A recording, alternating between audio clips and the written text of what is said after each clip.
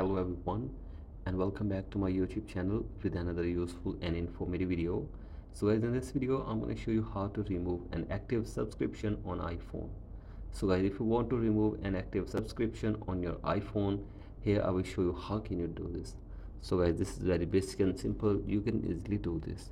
All you have to do is that simply open settings on your device, and then you have to simply go to your profile and make sure that your internet connection is working properly. So guys, do this, and after this go back, and now you have to simply go to subscriptions from here.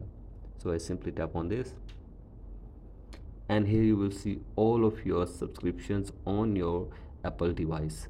So guys, here you will see all of your active or inactive subscriptions. You have to simply tap on the subscriptions, and after this you will get the button to remove or cancel the subscription from here as well.